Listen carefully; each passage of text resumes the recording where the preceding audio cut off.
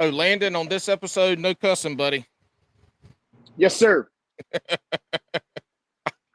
I'll apologize now if I let something slip, but I'll do my best. That's okay. All right, we're going live already, so I've already messed it up. Hey, y'all, hold on. We got the intro. Y'all hold on a second. Welcome to the Bass and Brews podcast, your weekly distraction from other high-quality podcasts. And now, your host, Alex from Swamp Rat Fishing, and the co-hostess with the mostest, the Jabberhammer, Paul Roberts.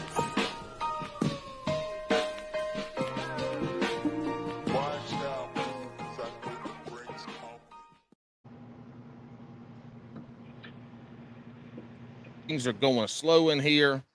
I have started the podcast, and then we're telling out rules during the live stream. We've been on a minute now, and y'all have heard some backstage stuff.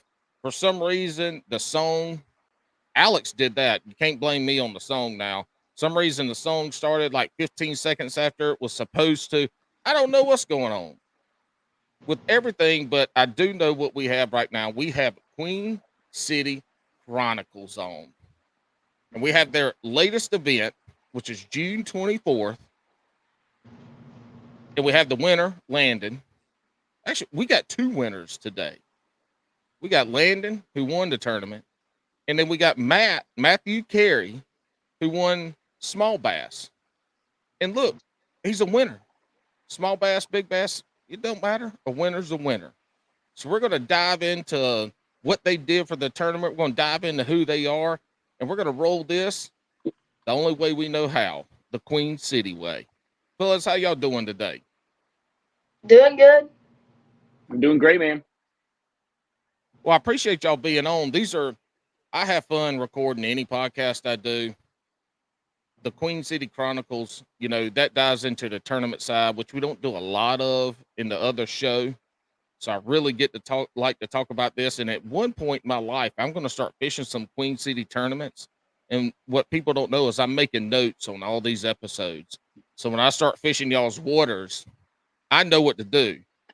And look, great thing about Queen City is you fish to win. So I'm fishing to win big fish, the tournament, and I'm also getting tips and tricks on how to catch the small fish because them things pay out good. We had Dustin on, hand job adventures, hands-on adventures. He's talking about last 2 years. He's paid for all of his entry fees and actually made money off of small fish. So I'm down here for it. Matthew, introduce yourself, buddy. Who are you? Because Landon's a repeat offender here on Queen City Chronicles. Yeah, so my name's Matthew. Been fishing my buddy got me some fishing stuff about 2.5 years ago. And since then, I've been in love with it. I got my first kayak for Christmas and then stepped it up to a native thanks to Vinny for demo day and stuff. And yeah, just been grinding ever since.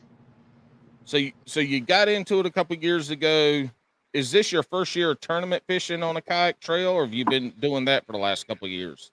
This is my first full year. Last year I fished a couple tournaments. I think I fished 3 maybe. Okay. And this year I fished, I think, 3 or 4 tournaments. How old are you, Hoss? I'm 14. 14 years old. I did an episode last night that dropped today with Paddler's Playbook and Drew at Paddler's Playbook, and we talked about tournament fishing. And I said, people will say a lot of times tournament fishing ain't for everybody. And I said, you know what? It is for everybody. Because if you're going to go fish that Saturday, you might as well throw your $30, $50, $60 in the hat and go out there and see what happens. Yeah. And here you are. Here's the example. 14 years old, out here in a kayak, tournament fishing. That's awesome, man. What got you into the tournament side of it? So I had just gotten into it, and I was looking through Facebook, and I found Queen City, and I was like, oh, that's pretty cool. I hopped in my first tournament, which was the Yadkin Yolo last year, and I loved it. I did get skunked that tournament, though, so that was a way to enter, but then, yeah, that's how it happened. And so that got you hooked on the tournament side. So you're competing in the tournaments.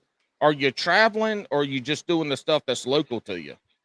I'm just doing local stuff for now. I also do baseball. That's where I am now. I'm in Alabama for baseball. But yeah, so I'm hoping to do like national tournaments here in a little bit. I was watching or listening to Bennett's podcast before this, talking about because he's I think the second youngest of Queen City. He's 19, I think. So I was listening to that podcast before this, and yeah.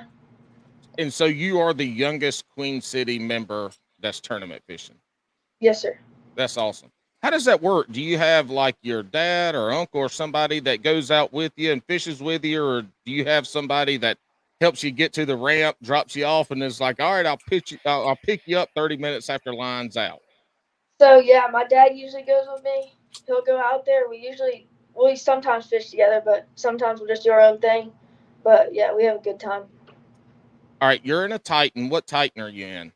I'm in a Slayer Max 12.5. Oh, nice. You got that's like a cruise ship for you, Yeah. probably. You know, I'm in Yeah. a Hobie 12-foot, and look, that thing, I'm so big, that thing's like it might as well be one of those little unicorn floats that you get around on the lake that you part around in. That's what I'm in. Yeah, Go ahead. we don't have a trailer either, so that makes it. Me and my dad have figured out how to hold 2 Slayer Maxes in the back of a truck, which Nice. looks pretty funny. Hey, well, that's good, man. Well, look, so you've only been fishing for 2 years? Did I get that right? You got started a couple of years ago and you're fishing now. Did you have any fishing experience before that? Well, my dad used to take me to like the ocean and fish, and we still go to that ocean trip and we still fish. But that's really what got me into that. But I only fish like once or twice a year at the beach, and that was the only thing I fished before. So you're new to bass fishing. Yes. Awesome, man. Well, look, you picked a good club to be new to bass fishing with, because the guys at Queen City, you know, there's a couple things about those guys. They're gonna whoop your hiney most of the time. Oh yeah. But those that are whooping your hiney will also help you to no end. At least all the ones I know and everybody I talk to, those guys, they love to help the newer anglers out there. Have you seen that in your trips with Queen City? Definitely. Actually, the other day I got a GoPro, and me and John House have become buddies, and I went to his house and picked up a little Boomstick Pro from him, which was pretty good. So we're gonna start to see some YouTube videos and some social media coming out soon. hopefully, yeah. I don't really do YouTube; it's just Instagram. So okay. Well, hey, great. I'll have to follow you. We'll get to see some stuff, and I'll be able to follow you along. And then when I start fishing Queen City, your content will be what I use to practice. Landon, man, what's up with you? What's been going on since the last time you've been here? It's been, a couple months, I think. One of the first 2 episodes. Yeah, so I was on for the Yadkin YOLO. I finished second in that one, but we both had pretty substantial limits. Kinley just had a ridiculous day. I had a slightly less ridiculous day. One of those days where it's like, if he wasn't in the tournament, I'd have won by a lot, kind of thing. But no, yeah, that was the last time I had been on. Just trying to fish as much as I can. I sort of have had a Cinderella dream season, whatever you want to call it, this season, where things have been the chips have been falling in the right spots. I've been catching the right fish, making the right decisions. It's been different, and I don't take any of it for granted. I've been enjoying it thoroughly. It's been awesome. And so you won this tournament, but you also are first in points, right? Yeah, so I'm first in AOI at the moment. Hopefully keep that up. Obviously we're 6 events in, drops can happen, things will change quite a lot. But from what I've seen, I'm going to have to choke pretty hard to give up that first place. Doesn't mean it's impossible. It is fishing. Anything can happen. But the rest of the lakes on the schedule, I'm pretty comfy on. Now, granted, Murray, I fished 3 events there with Queen City. And I've caught 1 keeper on Murray that entire time. So Murray's a little bit of an enigma for me. I don't like it. I don't know why I don't like it. It seems to allegedly fish to things I like, but we'll see. Hopefully, if I can solve Murray, I should be able to get in this season. Hopefully, still in that first place spot by the end. Well, look, when you get into a tournament season and you get, halfway through, 2/3 of the way through, those top three anglers are typically the closest together. And that means that those folks have been on it. They have been dialed in all their tournaments.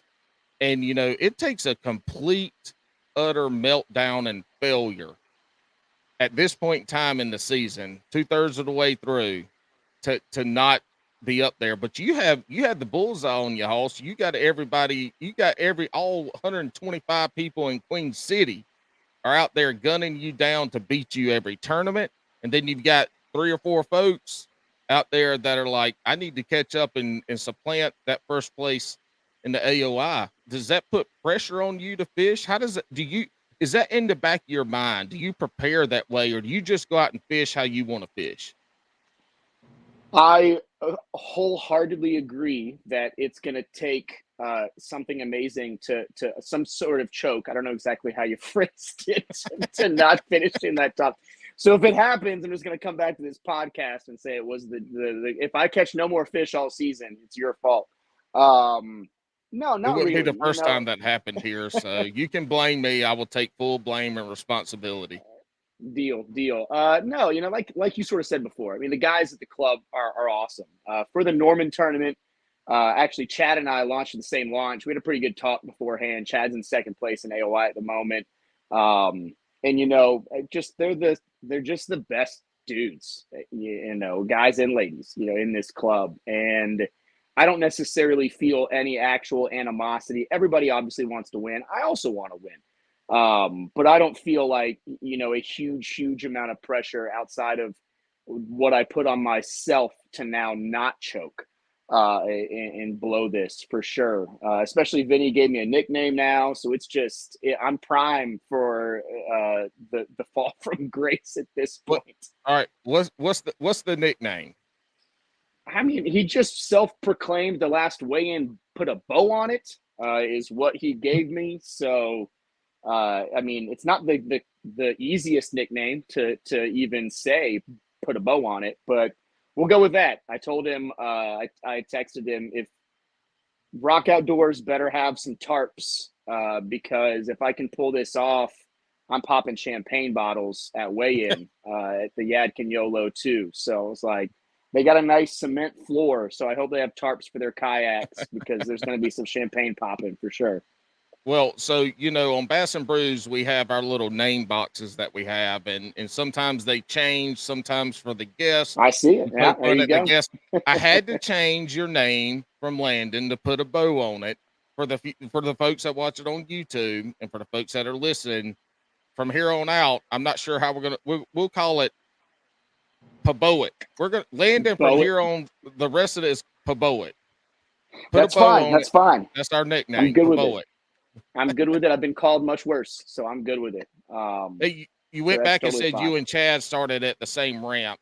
When you get into these tournaments, and the lakes I fish around here at Raleigh, we don't have a ton of ramps to put into. Our lakes are not. People don't live on them. They don't have a lot of ramps. So when you're putting in like Queen City, where you have numerous couple handfuls of ramps to put in, and you start putting in at the ramps where the folks that are winning, the folks that are in the top 10, top 15 at AOI, you start getting in and you start hanging around those folks and you're putting in at the same ramps, you at least are like, man, I made a good decision this morning. I should be around fish. I'm at least around people that should know where fish are, and I'm here. A little bit of a confidence booster, but also it could be one of those things like, golly, I got to fish around these dudes all day. Come on, man.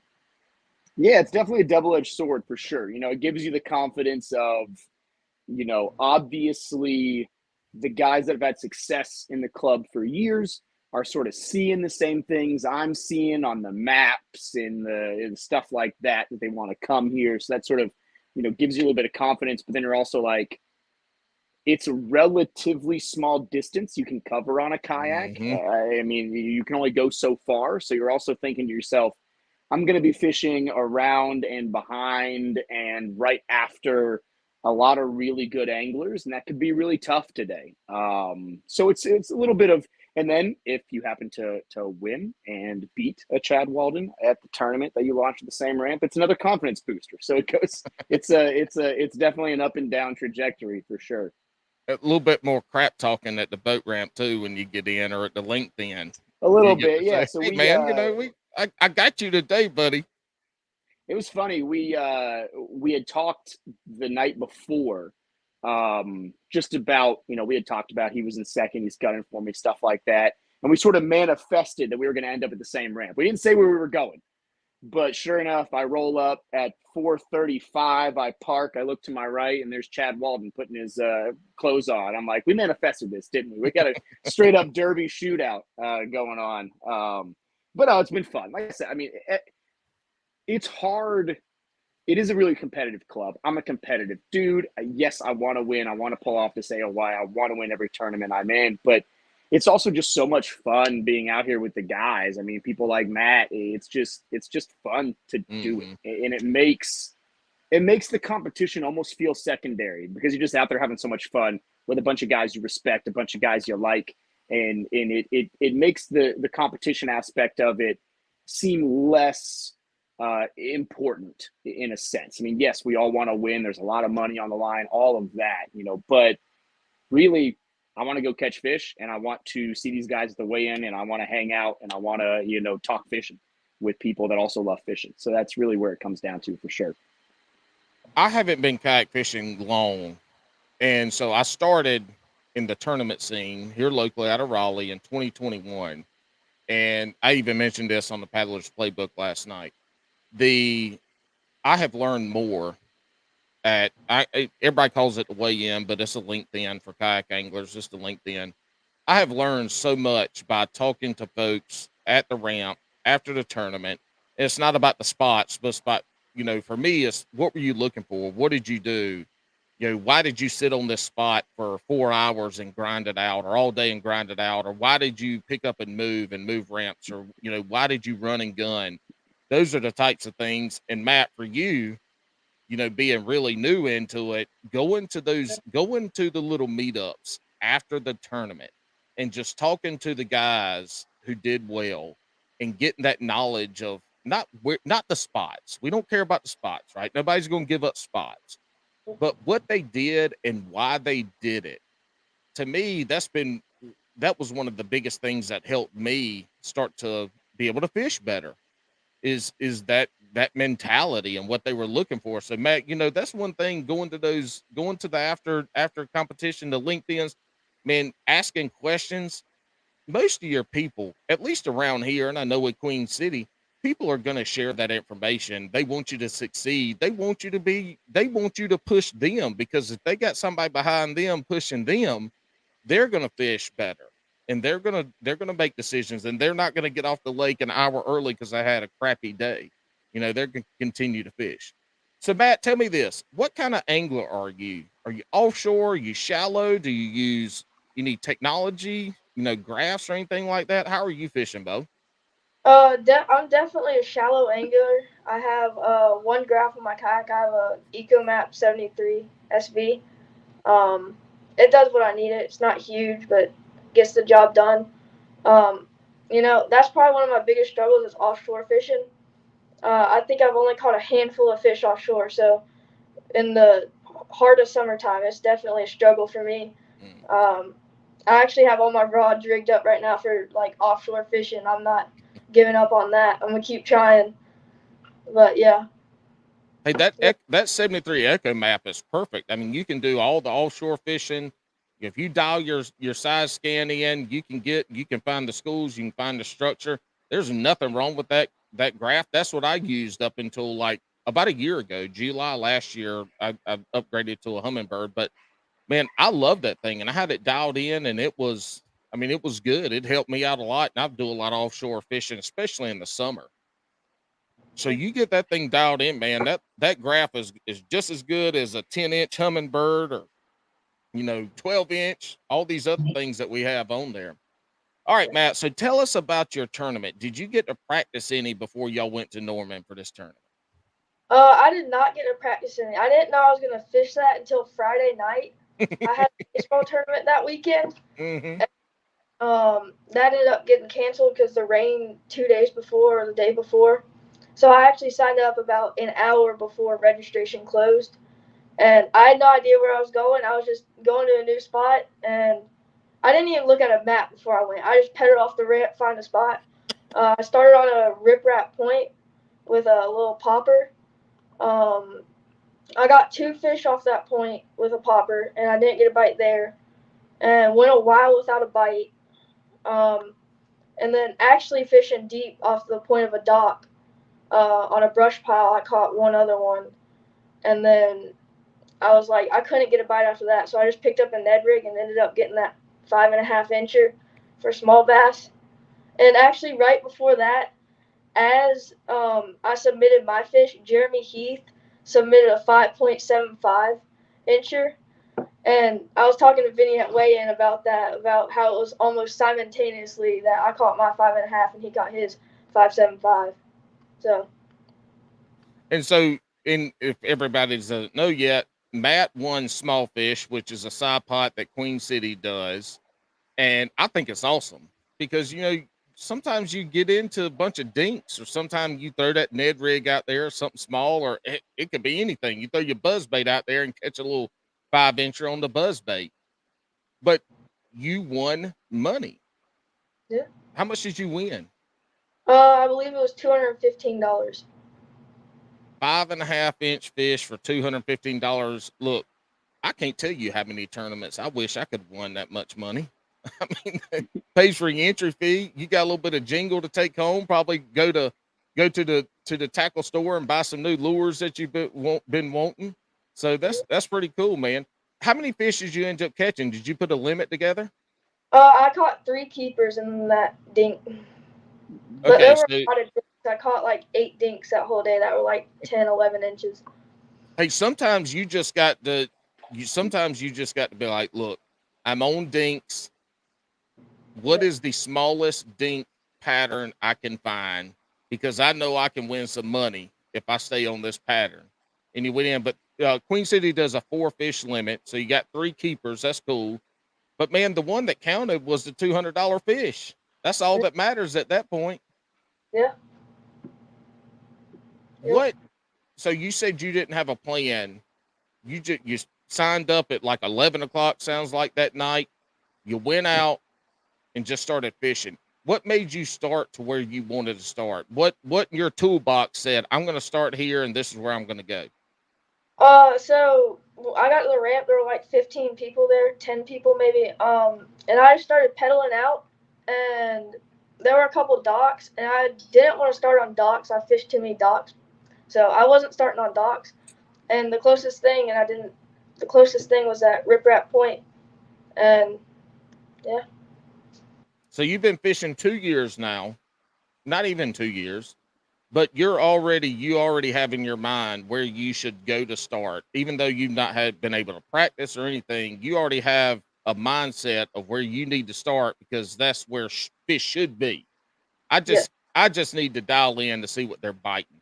That's pretty good, man. There's a lot of people that still been fishing for a long time that if they were in that same situation, they would be lost to start off with. But you formulated a plan right there at the boat ramp, went and executed. You caught 3 keepers, Yes.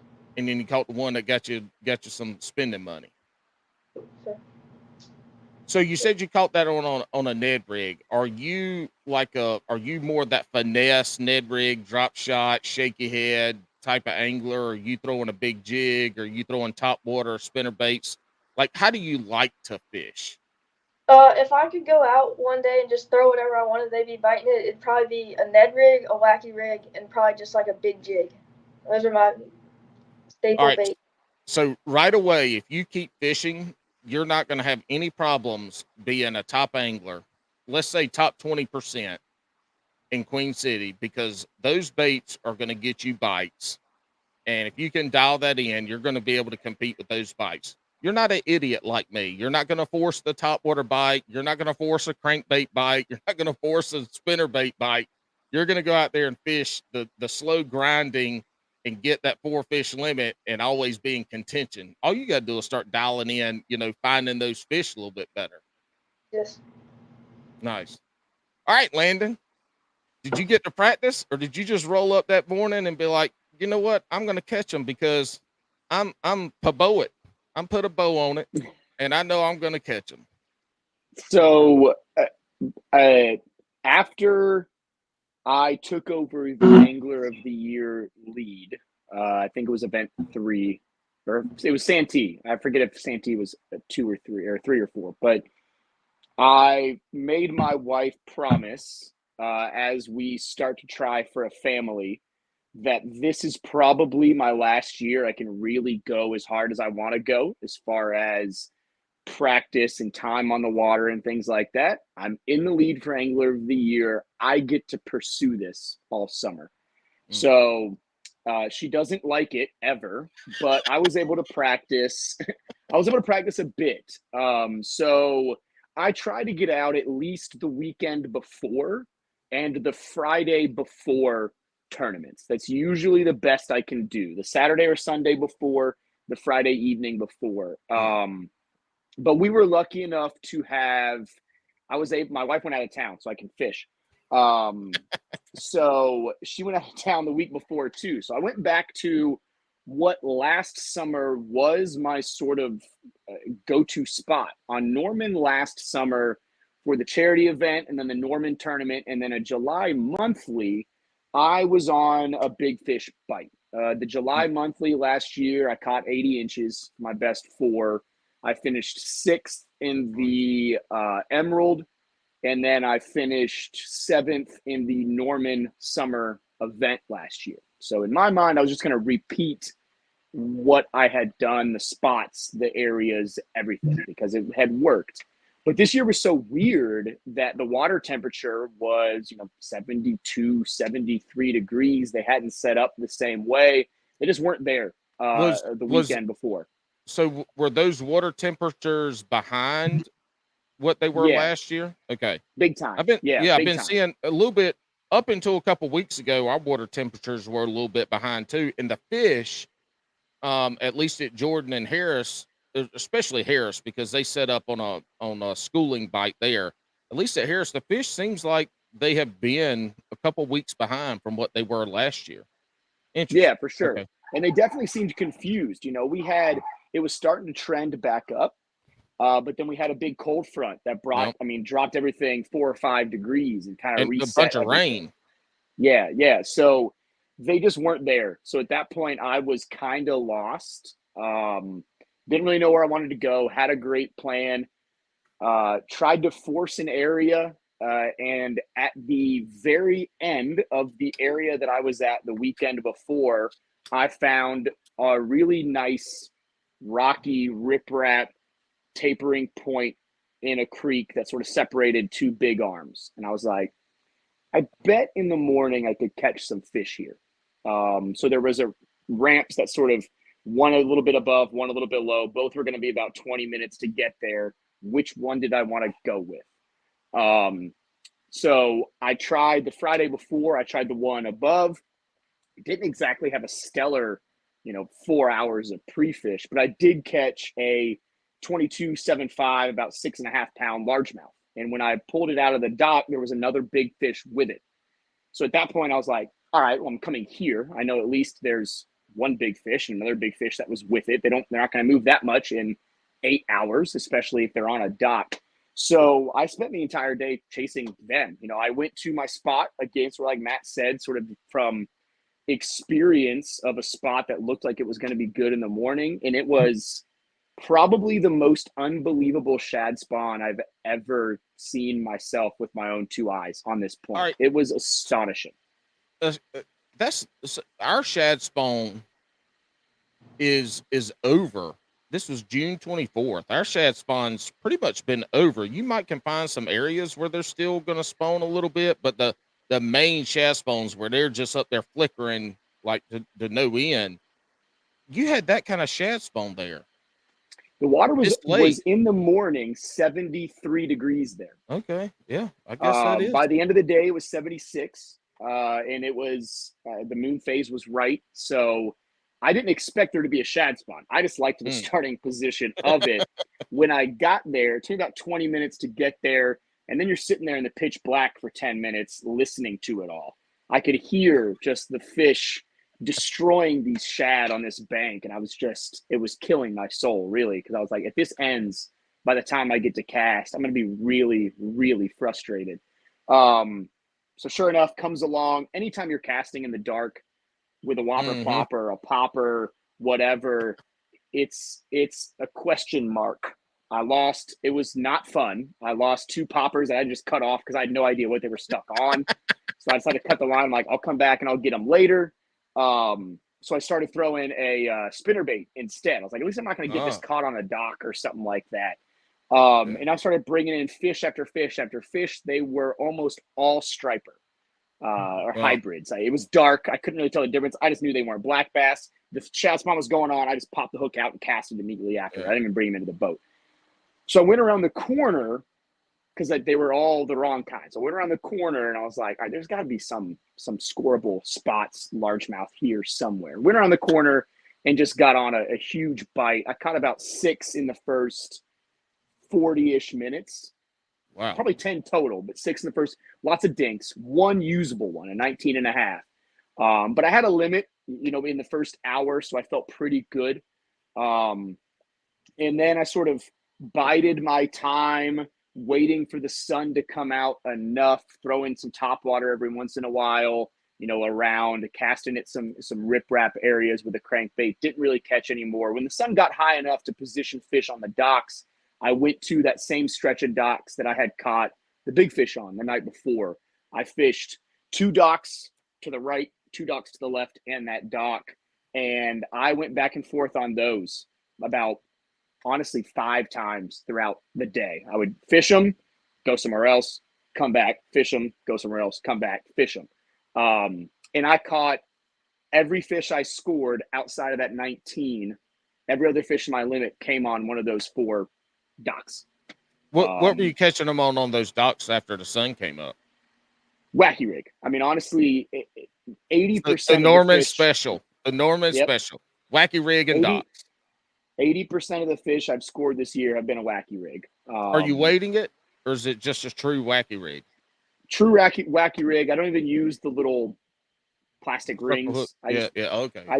I accept the fact that I'm going to go through at least one, thing of baits, maybe 1.5 every tournament. They cost $8. I'm like, whatever. To win, it's worth it. I am too patient. I have it. I have the little pin. I have probably 500 of the little, rubber rings. And how I haven't used them in 2 years because I wasn't saving any baits. I wasn't losing any more fish. So I just the heck with all that mess. I do the same thing, man. If we go, but I Nico rig. I'm too impatient for a wacky rig. I have to throw a Nico rig. But that's probably, but again, we don't fish a lot of docks around here. None of our lakes really have docks. But obviously, one of the things I've learned in the Queen City Chronicles is when you're on Norman or when you're on Wiley and you're going to fish docks, you need to have some patience and fish some wacky rigs. Yeah. And I sort of used the knowledge of where they were positioned last summer to have all that success, sort of copy and pasted. And they very much so were in similar areas of the docks. So it just worked out. I don't think I was doing anything special. I mean, what do you do special on a wacky rig? It's impossible. I just made on the a dock cast. Throw it to this pole, throw it to this pole, throw it to each side of the pole, go to the next dock.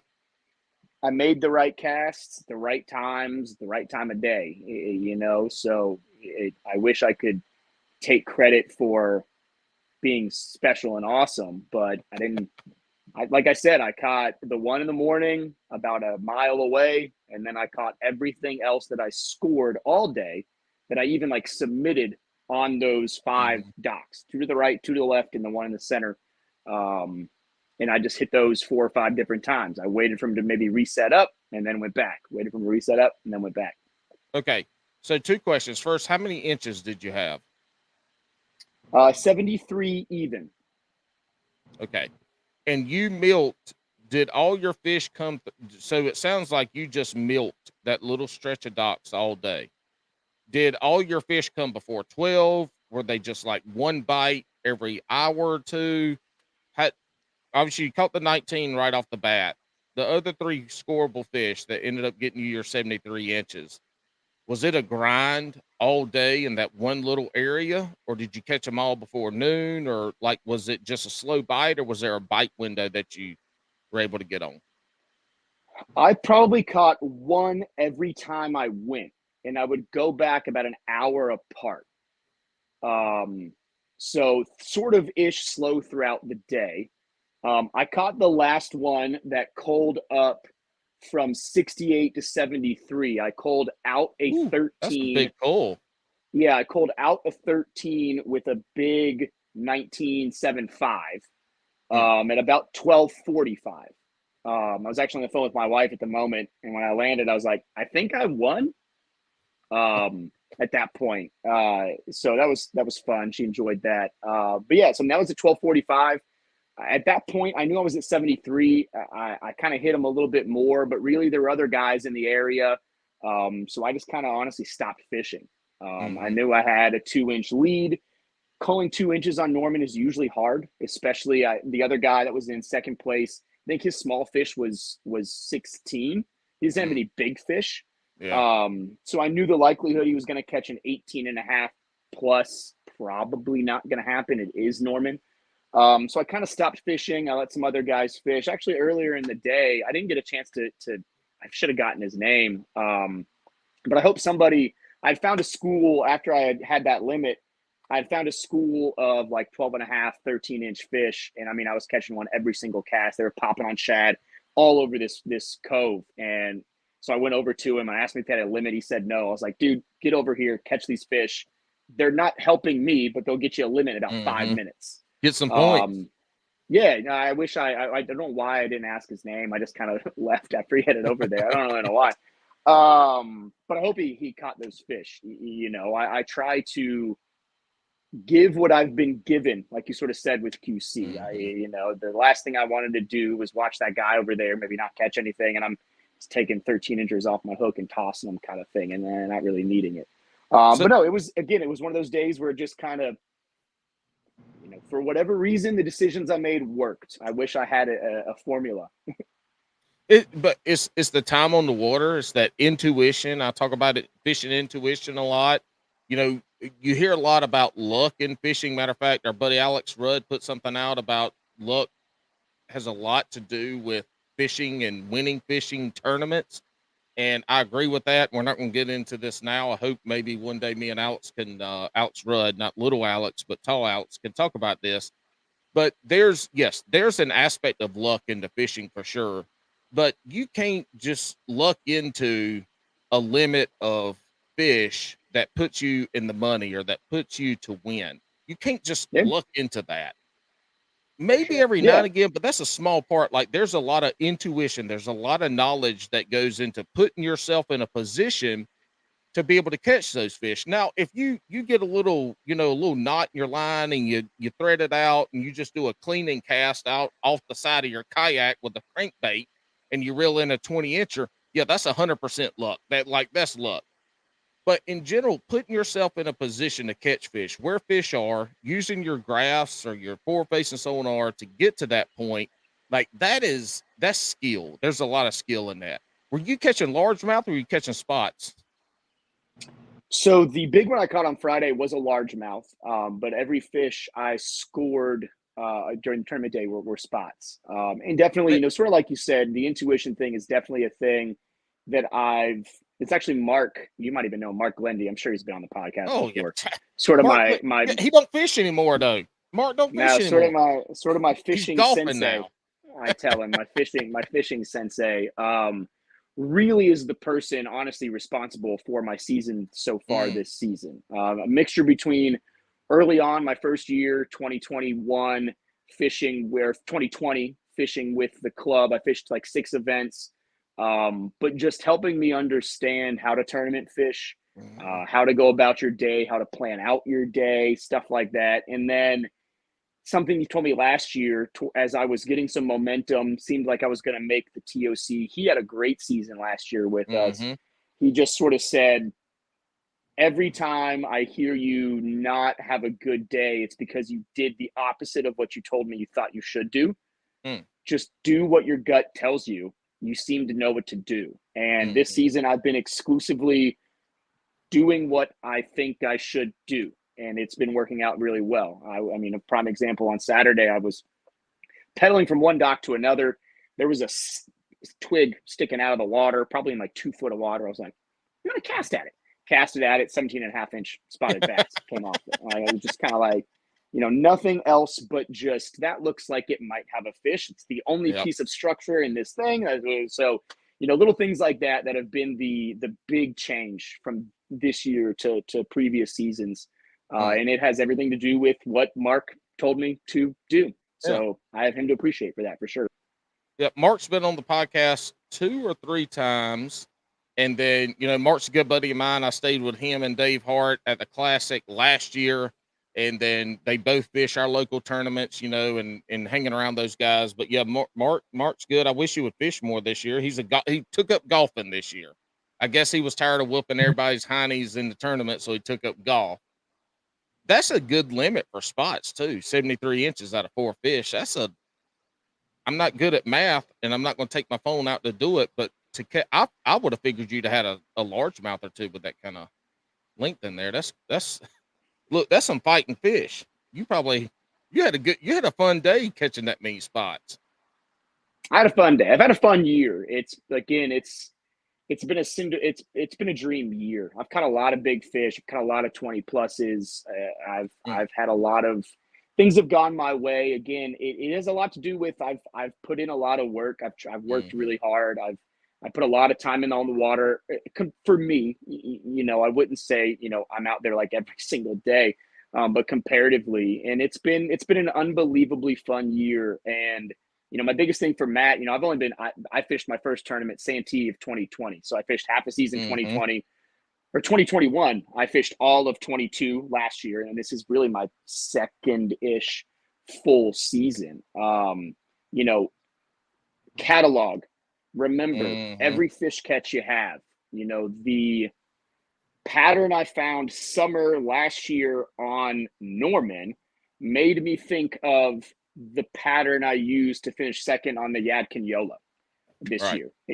Not even remotely same time of year, same lake, largemouth as opposed to spots, but catalog in your mind every single fish that you catch, what you were using, how you were working it, where they hit it, when they hit it. Was it the original fall? Was it the second time you worked it? Try to remember those things. And then as you repeat them time over time, not to say fishing becomes easy, but catches become less random. Things are on purpose. You purposefully casted them. Less luck. You purposely made that cast. You purposely caught that fish because of things that you had from other tournaments, other fish catches, even the small bass. Remember exactly where you casted it, how you were working it, stuff like that, and catalog that away and just use that to determine what you do, not what other YouTube videos say is catching the fish currently, not what other guys say they're catching it on. What's your experience? What have you done and had success with? And just repeat that. And that's really all I've been trying to do this year. So that's what I would suggest to a fellow relatively new angler, catalog. I had a conversation this week with our buddy Adam Fillmore, who I think is like 4th or 5th in the points. And him and I were just dude. Yeah, him and I were just talking about fishing. I've fished way less this year on a weekly basis than I did last year. And last year, I didn't do nothing spectacular, but I had more consistent tournaments of finishing in the top 10, top 15, top 3 in a few tournaments. And it was because I was on the water. And what we talked about, it wasn't necessarily me practicing the specific body of water that we're fishing for that tournament, but generally it was just being on the water fishing and having an idea of where the fish are right now and where they should be. And so, if you can't fish Norman, your home lake is, let's say, Murray, but you're out on Murray a couple times a week, and those fish are setting up, there going to be some similarities between bodies of water where the fish are setting up. So you start to narrow down where you start and where you fish and what you're looking for. And we kind of talked about that. And it lends to all what you're saying about time on the water, regardless of what the body of water is. Time on the water really helps you to make a decision much quicker. They're not on this, they're not here. Where else could they be? And going to those spots. And it sounds like you've really dialed that in this year, along with the intuition part about stuff not feeling right, stuff not looking right, and making that change. Yeah, for sure. You know, I've had a good plan before every tournament, and it doesn't always work out necessarily. So you gotta wing Never. it sometimes. The But plans the probably winging never it, work out. but the winging it becomes less winging it as much as, okay, Yeah. if they're not doing this, they got to be doing this, because the last time they weren't doing this, they were doing this, and it becomes much more planned as you sort of have to change it, for sure, which I've found to be, again, something Mark told me to do. I have Mark to blame for all of this season, for sure. You know, credit to him. He's helped me with that whole tournament mindset of how to fish tournaments mentally, not necessarily technique wise. He actually makes fun of me for fishing a wacky rig all the time, but mentally, you know, how to plan a tournament, for sure. Well, look, the guy fishing the wacky rig is fishing, and the guy that picks on you about fishing the wacky rig is playing golf. That's all I had to say. Look, here's the other thing too. If your wife starts getting angry at you about all this, just blame it on Mark. You already have a notebook full of blames that you can use and not have to reuse one, and blame it on Mark and let her be mad at Mark. You know, and plus, look, you're winning money. You bring home the AOI, you bring a nice check home. Look, they can only be mad about you being gone so much when you actually bringing money in. Unlike myself, when I get home or when she texts me halfway through the day, how's it going? I'm like, it's pretty trashy. You know, I've got 2 fish, and then I get home, and it's like, did you win any money? I was like, no, I didn't even catch a limit. Like that's where you can't, you can't blame nobody but yourself at that point. You don't have anything to bring home. You know, I had a good time. I got to de-stress. That only lasts like 2 or 3 weekends before you go to it. All right, Matt. So we just heard Paboet give us his mental side, his technique side, what he was looking for. Did you pull anything out of this from what Landon just said that you can take with you into your tournaments coming up? And if you did, tell us 1 or 2 things that you brought out of it. For sure. So yeah, the whole mental thing is definitely like, I see that a lot in a lot of guys, especially myself. And yeah, so I can see people getting distracted and all this stuff and not fishing, getting on the phone. And I think one thing is the leaderboard. I think that really kills some people because they're spending the whole day looking at the leaderboard. Oh, where am I at? What am I doing? How are other guys doing? That really kills you because if you're looking at it for 1 minute and you check it every 10 minutes, that's like 8 minutes a day of just looking at the leaderboard that you could be catching that 1975, that 20-incher. Mm-hmm. I'm not good at math, but if you're looking at it 1 minute every 10 minutes, to me, I'm not good at math, but that's 10 minutes, Matt. You were in school right now. You should be on point with the math equations of this. I shouldn't have to be over here correcting your mathing. That is a good point. Well, that's a great point, man. I'm glad you brought that up because I know what I do, and I want to hear y'all's before I say mine. And Matt, we'll start with you. Do you ever look at the leaderboard? Do you get a limit and then look at the leaderboard, or you just fish and go to LinkedIn and whatever happens, happens? How do you do the leaderboard? Do you ever look at it? Yeah, so if I'm not having a good day, I usually just don't look at it. Don't have to worry about that. But if I'm having a decent day, I'll check it right before Vinny turns it off just to see what's happening. And then, yep. Landon, how about you? Are you checking the leaderboard like periodically, or are you only checking it after you get a limit to see if you need to make a change to go, you know, man, I need to go try to catch a bigger fish, or I need to cull up 1 or 2 inches. So maybe I go somewhere where that maybe there's 12 or 13 or 14, 15 inches. How do you do the leaderboard? I'll wait till I get a limit before I check it. But sort of to Matt's point about time management. So Matt, I for the no limit event, I caught a fish, a scoreable fish, 15 inches. One of my pictures, as I'm taking the picture and clicking, was 129. The very next picture was 130. It was literally, I mean, I'm clicking a last second fish catch. Had I wasted time checking the leaderboard, I would have finished 2 spots lower than I did in that tournament. So definitely to that aspect. If I get a limit, I'll check just to sort of see, you know, are other people catching big fish, or is my limit actually pretty good and I should keep doing what I'm doing to, eventually I'll cull up. But other than that, if I'm having a really good day, I'll check just to see, sort of like I talked about, I kind of had a feeling 30 minutes left. There were a lot of other guys around.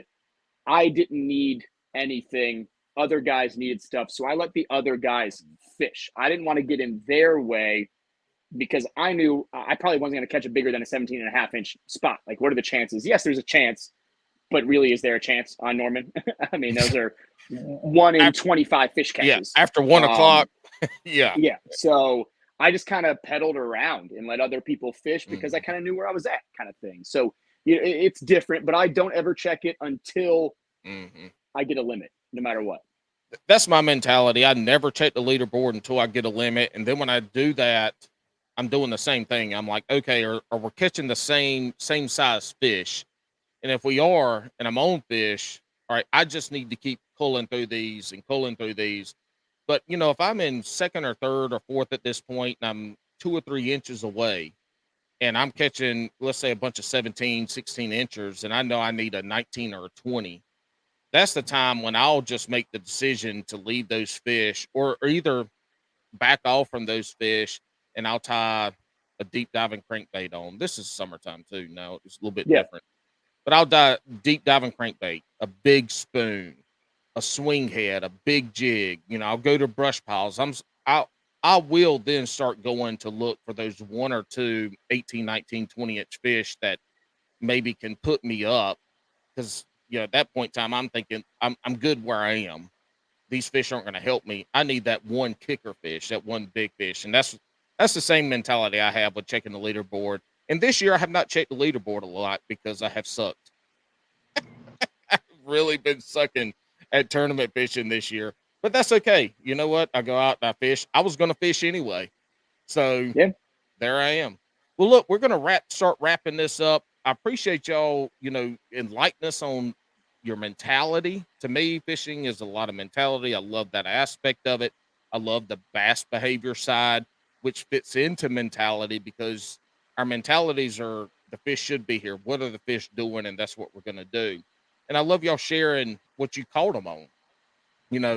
That a lot of people won't say, they don't want to give up some little baits and stuff. But when you're fishing a wacky rig, 90% of that people in that tournament were probably fishing a wacky rig. So absolutely, the information that y'all shared with us gives other people an opportunity to better themselves. And that's what makes clubs where there's not a lot of animosity and where people are helping each other. That's what makes the clubs fun. And that's what makes the clubs continue to grow. Or, if you average 40 or 50 a tournament, that's what keeps those numbers at 40 or 50, where at the end of the year, the clubs where there's some animosity and some stuff going on, they drop down to 15, 20 people in a tournament. They drop to half of what they would be. And you want these new anglers to do good, because like the new anglers help with the money pot. But if they continually suck and never have a good day, they're going to quit tournament fishing. But if you help them out and they start to get better and they start to at least compete for an AOI spot, that's what keeps those folks coming back. Absolutely. All right. I want everybody to have fun, period. Mm-hmm. And it's hard to have fun in June, July, August, and September in North and South Carolina. It is hard to have fun fishing when at 12 o'clock you've caught 1 or 0 fish, it's hard to have fun the rest of the day because the chances of you catching fish the rest of the day are slim, and it's hot as hell. And you probably got, your sunglass and sun headache. You might be burning because you didn't put your sunscreen on. Like it's hard to have fun at that point. So, but if people are catching fish every other cast, that's fun. Well, look, let's start wrapping this up. Matt, let's start with you, buddy. You got any sponsors or, family members, obviously your dad, people you want to thank for allowing you and helping you to go fish? This year, about 3 months ago, I've been working with Fish It Small. He's really helped me a lot, and I've been helping him. He's 17 years old. He has his own business, Fish It Small. He does You, tournaments around South Carolina. you said Uh, fish it small, yes, fish it small. Okay. yes. What's his social medias? He has Fish It Small and then Charlie Crawford on Instagram. And I don't Okay. think, I'm not sure. Okay. So fish it small, Charlie Crawford on Instagram. He's been helping you. That's awesome, man. Good Yes. deal. Anybody else? That's it. You don't want to thank your dad for hauling you all over Oh, the yeah. place and you He fishes it too, so he have, loves it just as much as I do. okay, so when you and your dad have been fishing these tournaments, who's been winning between the two of y'all? Definitely me. Yes, my man. Let's give him a little. We need a round of applause on that. Do you rub it in? Do you Yeah, jib very him a little much. bit? We joke a lot about it. My man, I like that. That's awesome. All right, Paboit, how about you? Who do you want to thank? Any sponsors, people letting you fish, anything like that? I have no sponsors. I am available.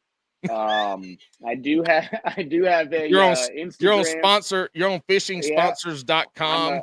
I'm available. I have an Instagram. It's called Lunkers and Loggers. Funny enough, almost the same thing as Bass and Brews. Where I chronicle the beer I drink and the fish I catch. It's pretty simple, pretty basic Instagram. But no, I mean, obviously, Mark, thanks, Mark. Vinny, thanks, Vinny. My wife's not going to watch it or listen to it, but thanks to my wife. And then another guy that's been on here, Abide Fishing, Josh, also one of my, actually, his YouTube got me to Queen City. After I decided maybe I'll try kayak fishing, I literally YouTubed kayak bass fishing.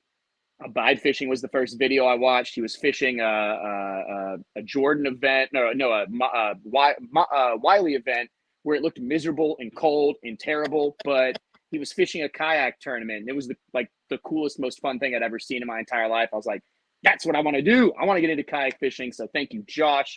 Hey, I'm going to interrupt you real quick here. with Josh. And cold and miserable. That's like every single Queen City tournament, the first 3 to 4 months out of the year is cold and miserable. Yeah, the first turn of the year was terrible. I had ice on my reels, ice on my guides. It was awful. Yeah, look, y'all have to. Vinny schedules tournaments around weather. I mean, he should be better at predicting weather months and months out because he's terrible at it. Y'all's early tournaments they're rough. They're rough.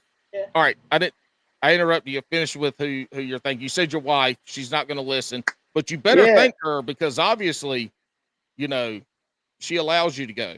Just same here. She made the mistake of literally putting it in her written wedding vows that she would let me fish. So that was her mistake, not mine. I did not force that upon her. So now she has to pay for her mistake of putting that in her wedding vows. So there we go. But luckily, she got a very nice dinner after winning this tournament. I took her out to eat. We celebrated a little bit. So she doesn't not get something from it for sure.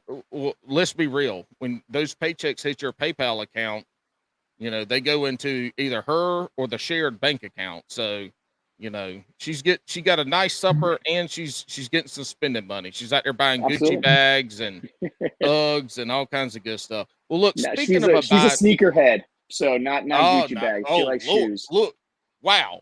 Look, sneakerheads are way more expensive than fishing, so you should be on top of that. Oh, I am. Don't worry. All right. I forgot to do this on the last episode of Bass and Brews, and it drops this coming Friday when we did this. I completely forgot about it. I'm not going to forget tonight. I know we're at an hour. We're going to run over a little bit, but anyway, I want to congratulate Abide Fishing, our buddy Josh, who's been on the podcast, on his wedding. My man got married, moved, got a new house. He's living the life, living the dream, takes his boo out fishing with him. And you can tell how much fun they have together out there fishing. And I don't think she really ever fished before she met Josh. Doesn't And seem then, like it. No. yeah. And they have a great time together doing that. So Josh, congratulations on your wedding. I'm I'm a little upset that I wasn't invited. I'm a little upset I wasn't invited, Josh. I think it was a destination. Maybe I, he did it for you. I'm not look, sure.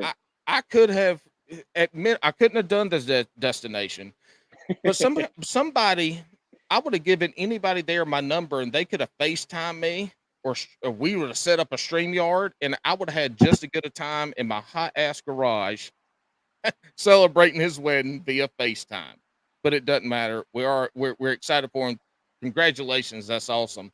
Well, look, fellas, anything else before we get out of here? I got one quick question I'm going to ask y'all, but y'all have anything else before we get on up out of here? I'm good. All right, Landon, we're going to start with you. We'll end with Matt. What's one thing you learned from this tournament that's going to take you to the rest of the season? Ooh, good question. Answer is repeatability. Trust it. Nice. I like it. Matt, what is one thing you learned from this tournament you're going to take the rest of the year? On a funny note, don't hit boat wake sideways. It'll almost flip you. But on a serious note, just keep grinding it out, and it'll eventually come to you. All right, Matt, real quick, tell us about your baseball, man. You're doing travel baseball. You're in Alabama for baseball right now. How's that looking? What position do you play? And how's your team looking? I play second base, and we have a pretty good team. I'm super excited. Our first game's tomorrow at 10, I think, and we play all week. So good deal, man. Well, good luck on the baseball. That's awesome. Getting to travel around, be in Alabama, and get to see stuff and play against other players. You know, if you take that mentality that you just said during this whole podcast and fishing and the baseball, you're gonna rock it, man. You're gonna crush it. Well, look, fellas, I'm glad y'all were on. Thank y'all for coming on and spending this time with us and sharing all this information that now I can make notes for and go back and use when I start fishing some Queen City, somewhere between 1 year and 10 years. I don't know when it's going to be, but thank y'all for sharing all that information because I'm learning too. So we appreciate it. Look, hey, you're welcome. Y'all don't go anywhere. We'll hang out in the green room real quick. But y'all, this is Queen City Chronicles, Bass and Brews edition. Thank y'all for listening. We are your weekly distraction from quality podcast content, but once a month, you get an extra piece of podcasting that is actually useful to fishing, unlike the regular podcast that, is not really useful for fishing this year, but that's where we're rolling with it. We're having a good guest on. We're having a good time, and we're learning the stories, and we're hearing the stories about the guests that we have on. This episode will drop Monday for you folks, all the people that are listening, but for you two guys, this episode will drop Monday next week. We thank you. Y'all don't go anywhere. Bass and Brews out. Hey-oh!